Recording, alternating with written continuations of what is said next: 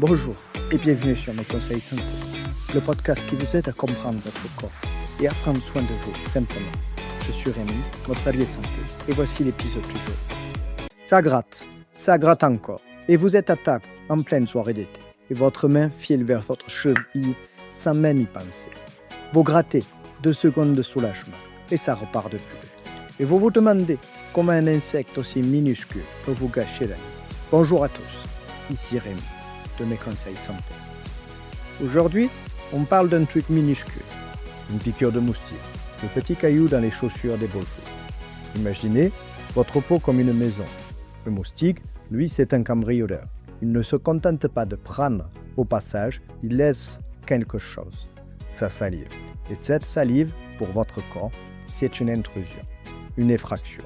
Alors, votre organisme fait ce qu'il sait faire. Il sonne l'alarme. Cette alarme porte un nom, l'histamine. C'est la sirène qui hurle sous votre peau. Elle réveille vos nerfs, elle gonfle vos petits vaisseaux, et voilà le bouton rouge qui apparaît.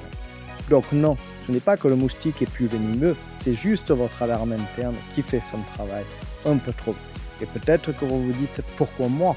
Mon voisin, lui, repart sans une seule piqûre. Ce n'est pas une histoire de sang sucré, ça, c'est une légende. Le moustique vous repère autrement, au gaz que vous expirez, à votre chaleur, aux bactéries naturelles de votre peau. Plus vous envoyez de signaux, plus vous êtes une cible. Alors, comment couper la sirène ? Premier geste, le froid. Une compresse fraîche ou une poche de glace dans un nain pendant 1 à 2 minutes. Jamais la glace à même la peau. Le froid, c'est l'instincteur.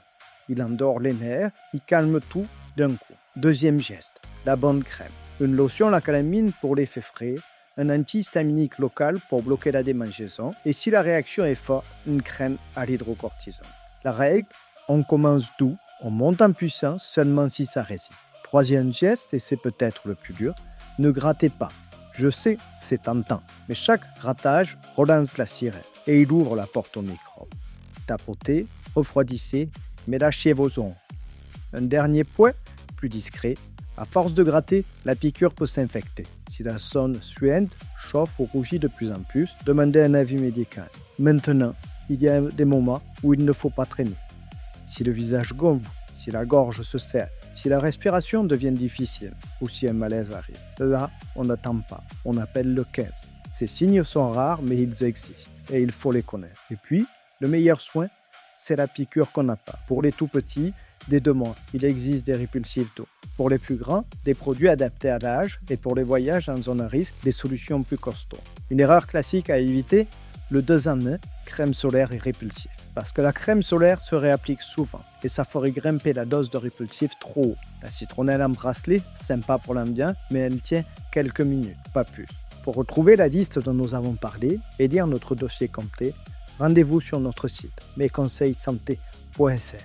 Attention, ce podcast est informatif. Il ne remplace en aucun cas une consultation médicale. En cas de mal-être profond ou de symptômes persistants, consultez impérativement votre médecin ou votre pharmacien. Prenez soin de vous et à très vite. Merci d'avoir écouté cet épisode de Mes Conseils Santé. Pour retrouver les fiches pratiques et aller plus loin, rendez-vous sur notre site mesconseilssanté.fr. Si cet épisode vous a aidé, n'hésitez pas à vous abonner pour ne rien rater. Prenez soin de vous et à très vite.